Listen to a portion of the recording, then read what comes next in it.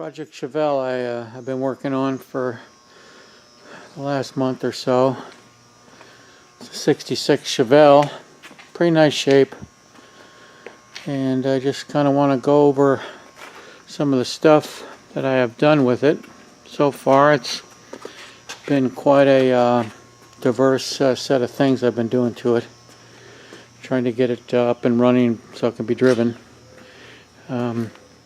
First, one of the very first things I did is I had to replace the gas tank inlet here because the old one was broken. So I had to do that. Had to fasten down the gas tank. It was just loose in the frame they made for it, so I had to mount the straps in there. And then the battery is trunk mounted, obviously, and I had to got a battery box for it, and so I had to mount the battery box in it, and so we could put a battery in it that was not going to fly all over the place. So it's got a dry cell battery in it. So I mounted that in there, got the battery put in, and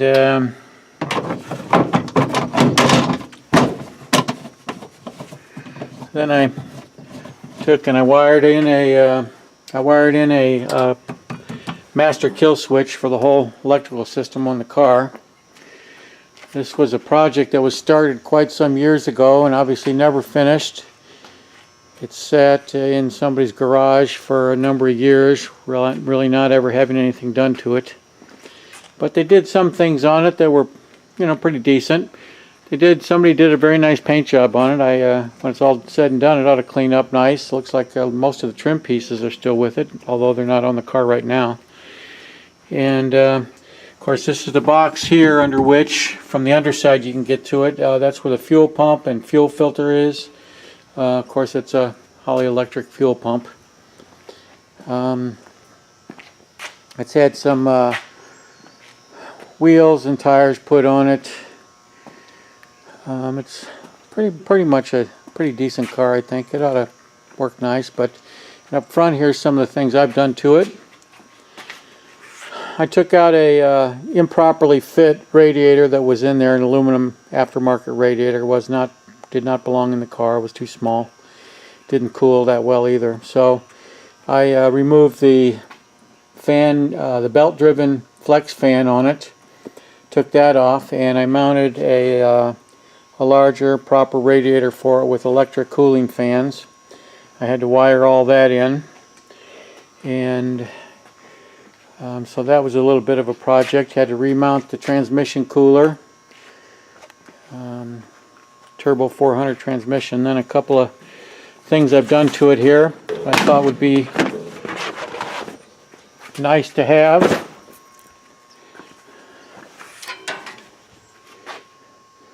I've mounted a electric vacuum pump for the brake system, so it's going to use both a combination of the engine manifold vacuum and the electric vacuum, which should provide good boost assistance to the brakes. And of course, then the blue box down there is the fan controller that I wired in. I had to wire all that stuff in.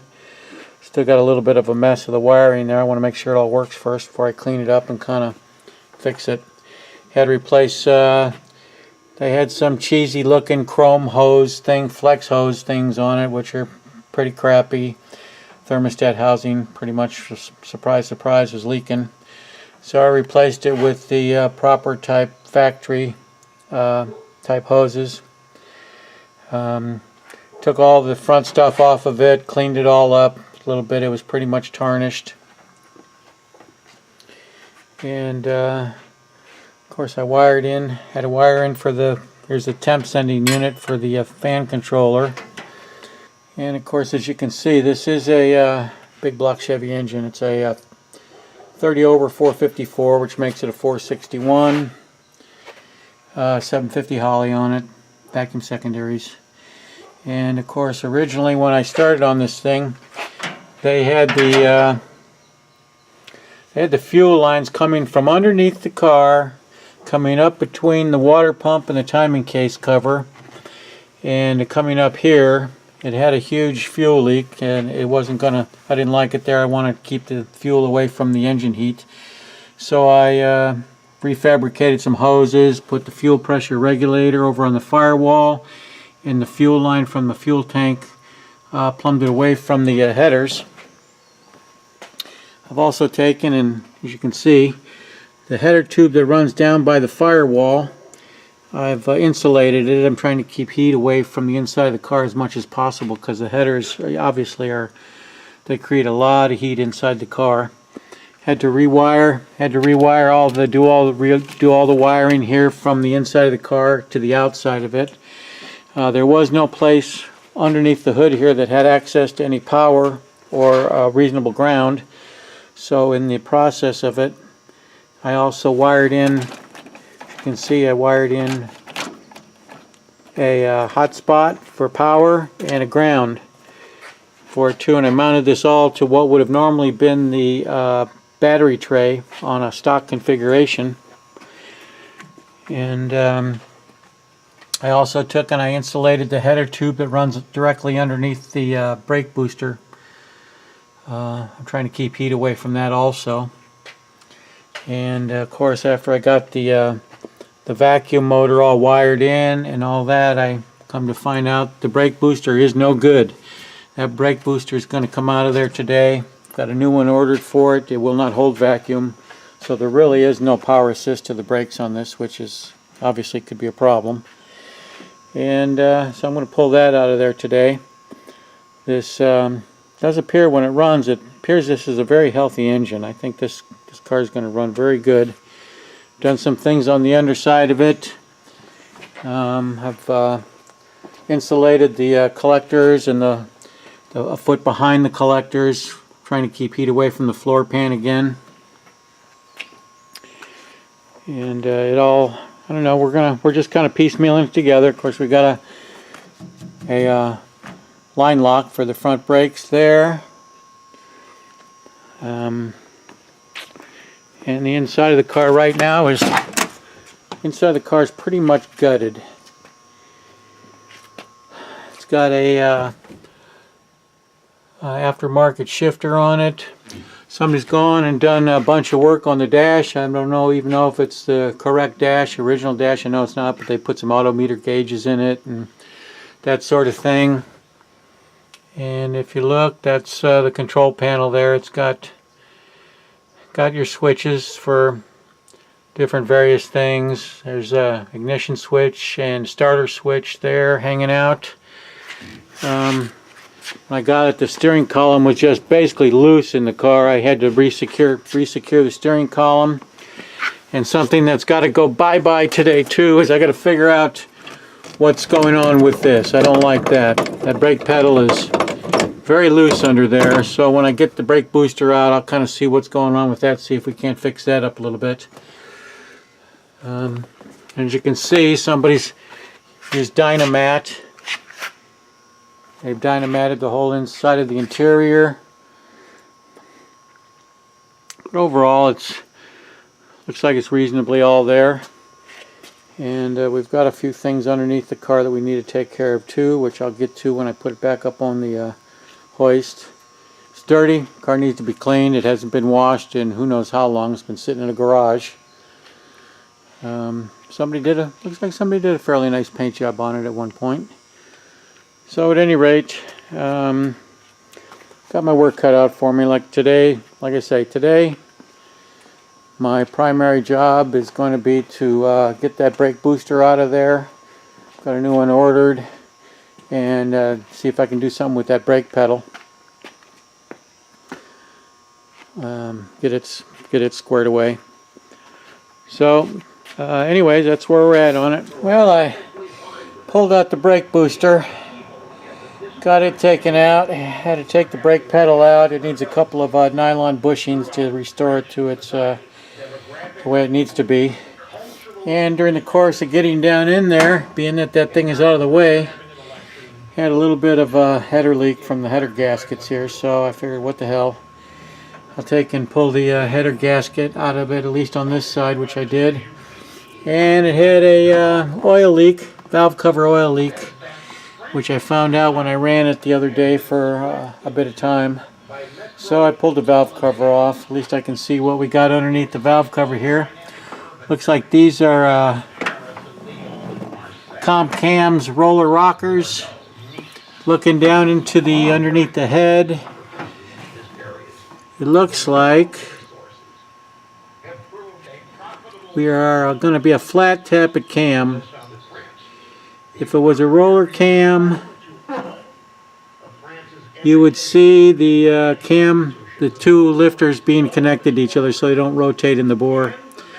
So it looks like it's a flat tappet cam, roller rockers, 1.72 ratio rockers.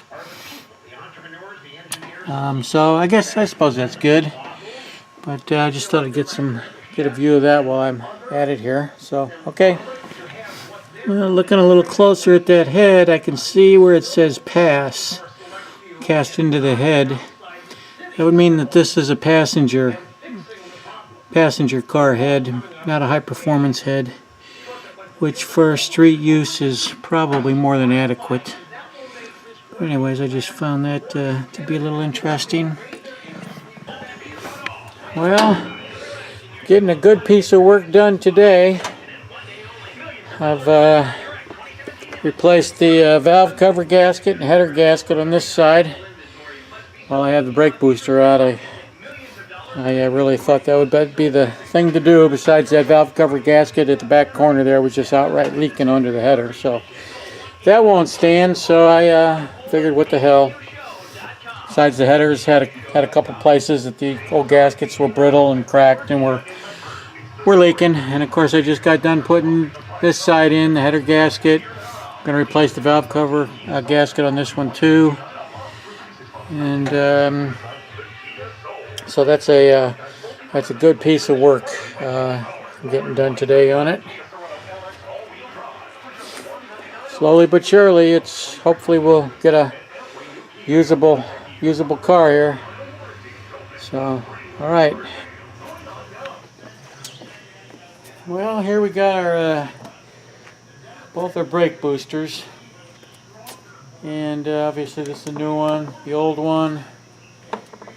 Got some hardware that goes with it here that I need to put together.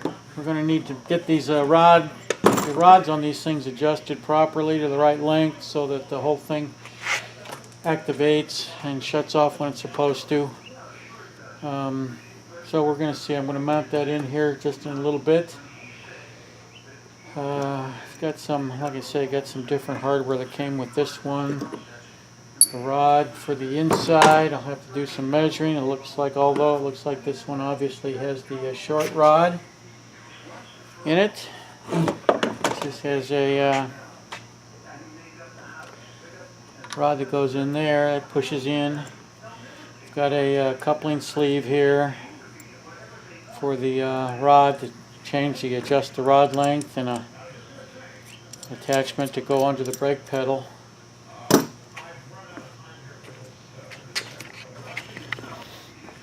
And here's the brake pedal that I pulled out of it. Remember, it was all loose and wobbly in there, and that's why right there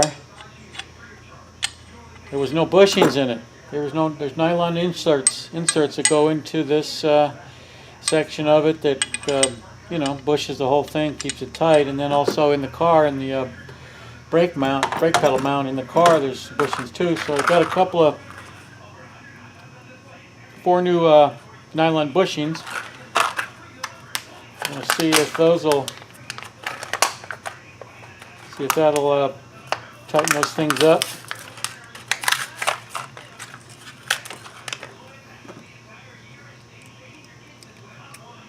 That one fits in there good.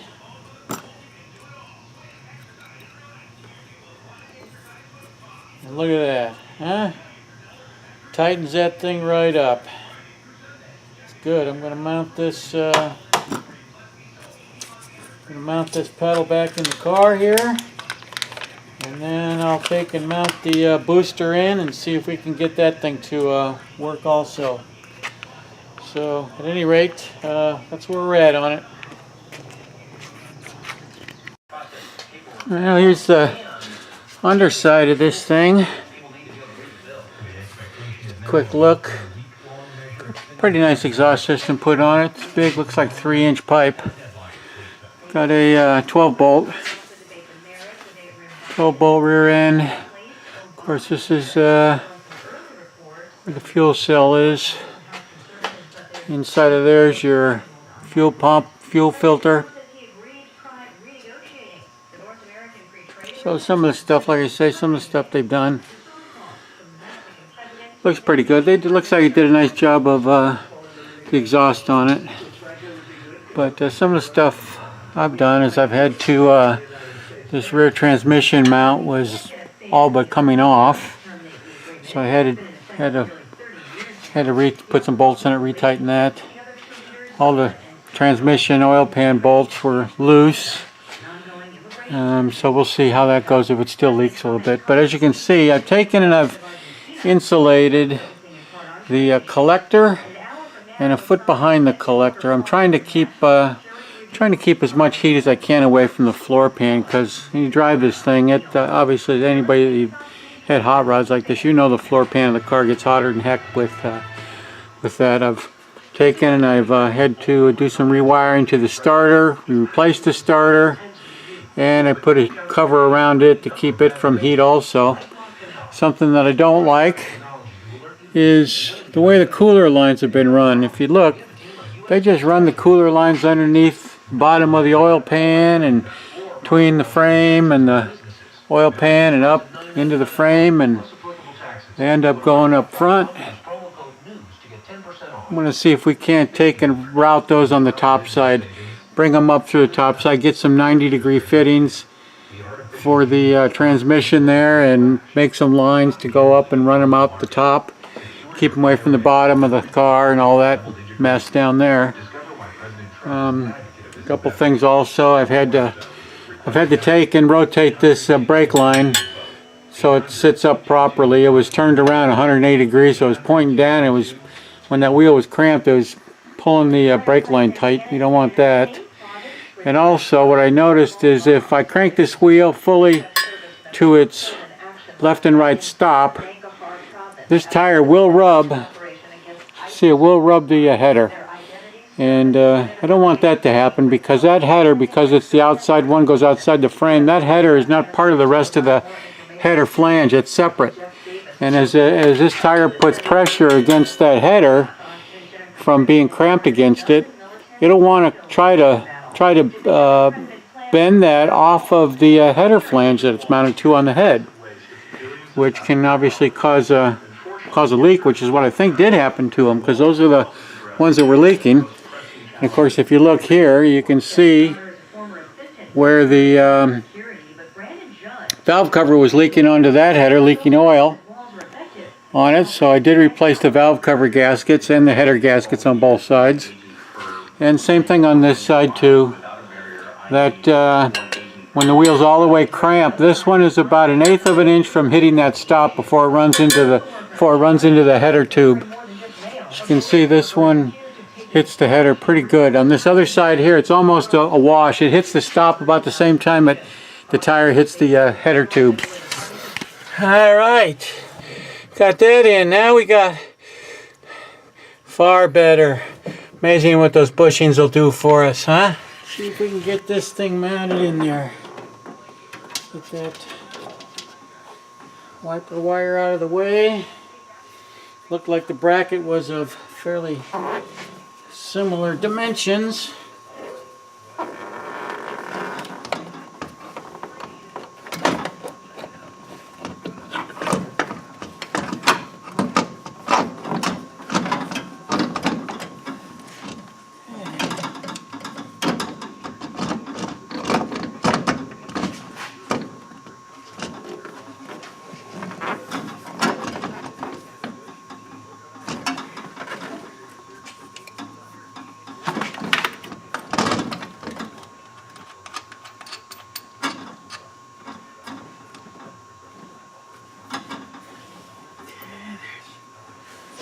One on.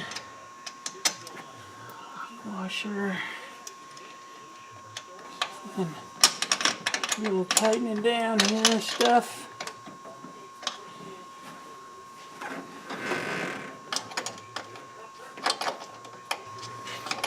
Well,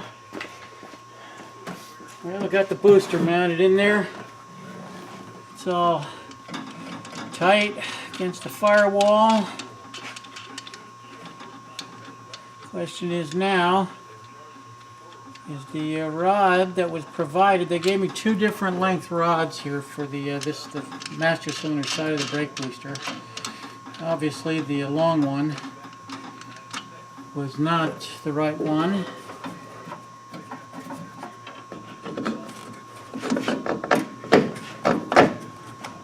But we're going to see if this one is. Guess it'll all come out in the wash. We'll find out when we try it out and see if the brakes work or if they don't, or if they lock up when they're not supposed to. It all has to do with the length of these rods, whether it be from the brake pedal to the master cylinder, or I mean to the brake booster, and the rod between the brake booster and the master cylinder.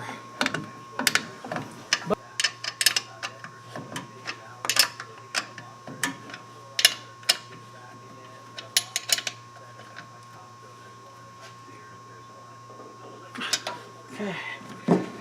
Alrighty. So that all looked pretty simple. Now we'll see if we can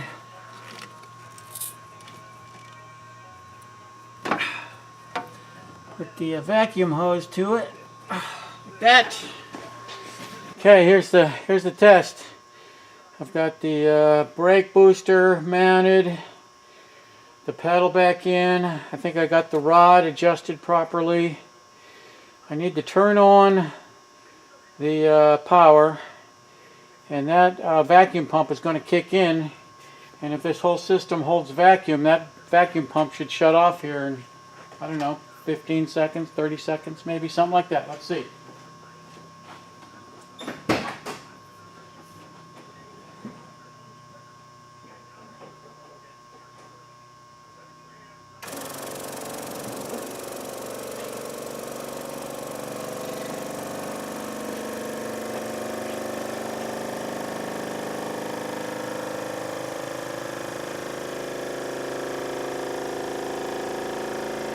Come on, baby, you can do it.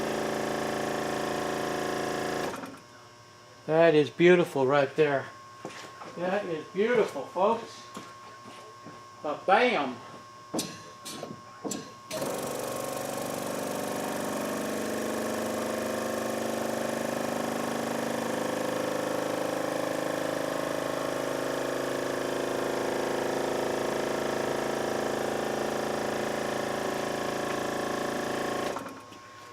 There we go.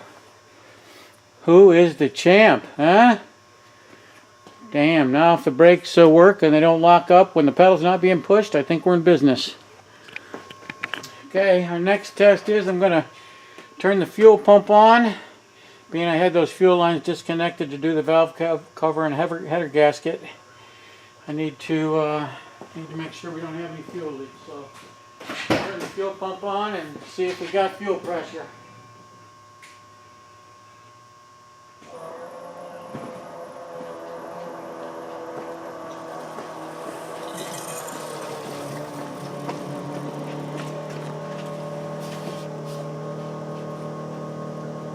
And we have a pretty darn good leak right there. Damn it.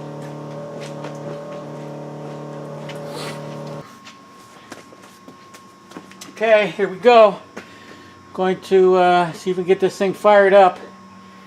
I think I repaired the fuel leak over there. I had to redo the connection from the tank to the regulator, which isn't fun. I hate doing the steel braided lines. They're just kind of a pain in the ass, but when they're right, they're right.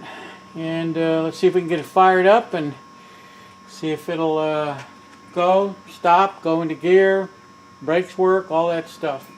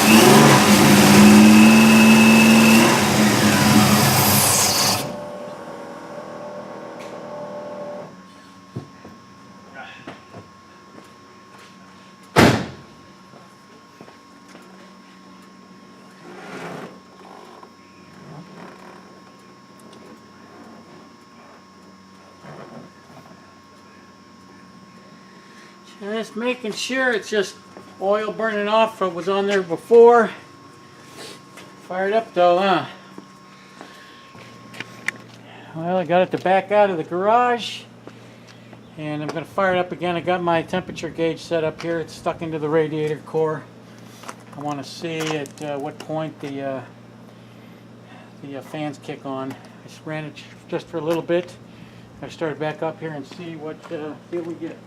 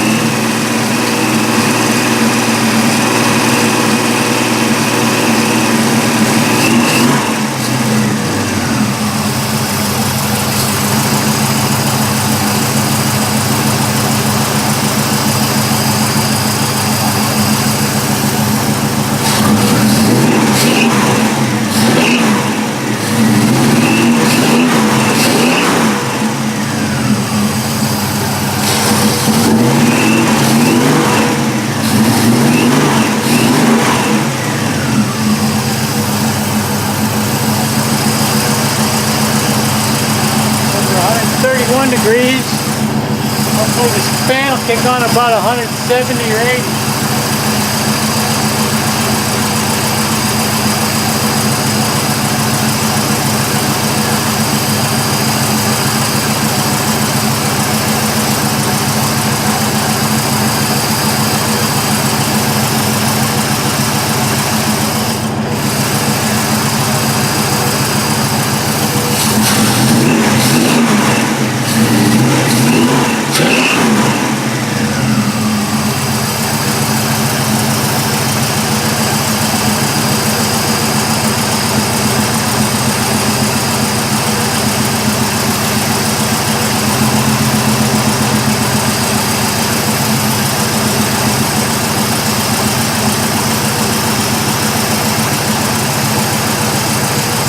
Showing about 160 on the engine side of the thermostat, about 145 on the radiator side of the thermostat.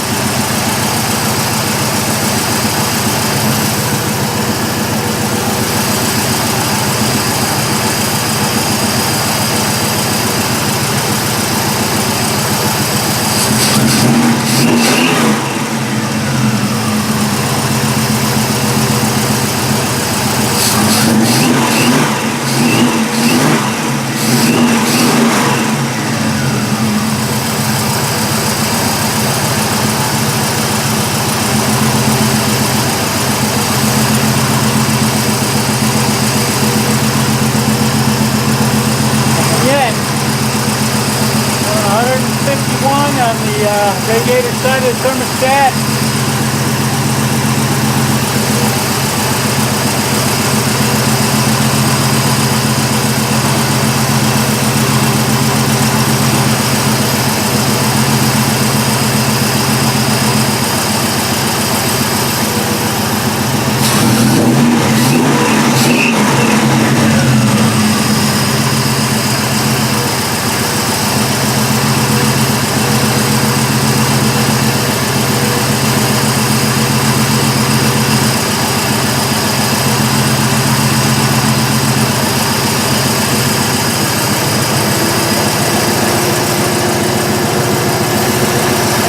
Kicked on, 152 radiator side.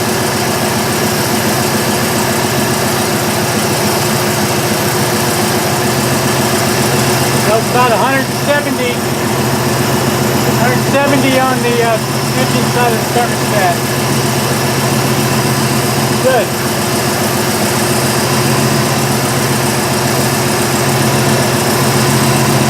Might be time to see if it'll actually drive a little bit. Be back.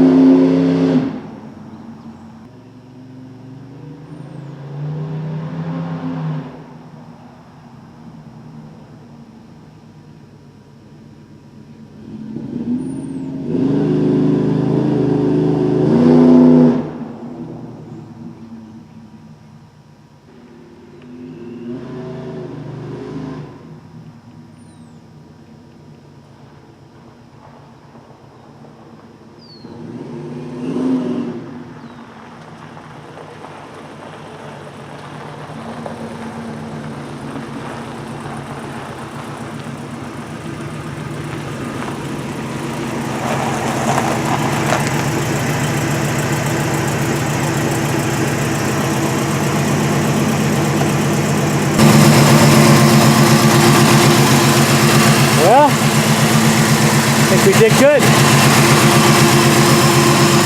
Don't see any leaks. Seems to be holding its temperature.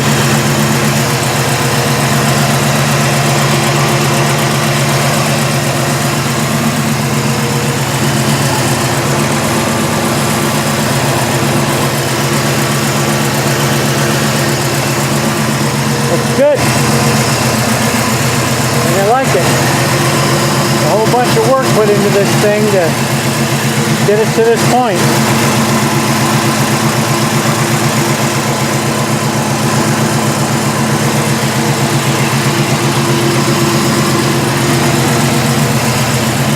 Okay.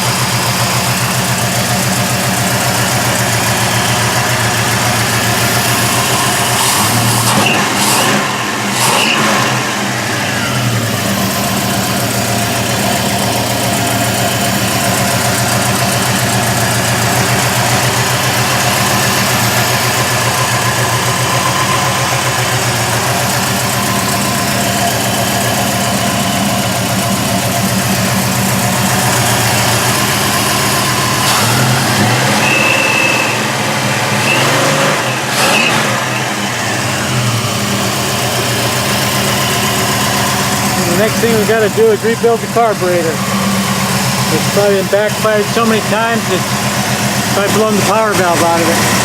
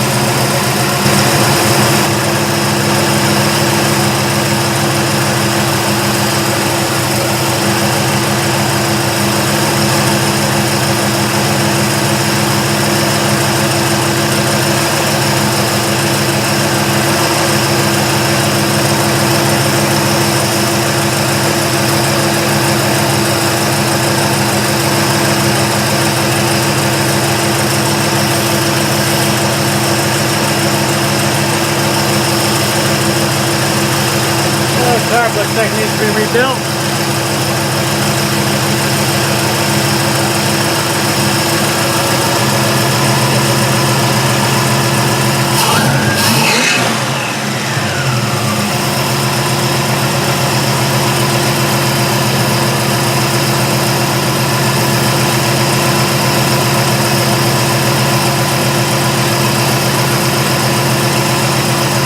Okay.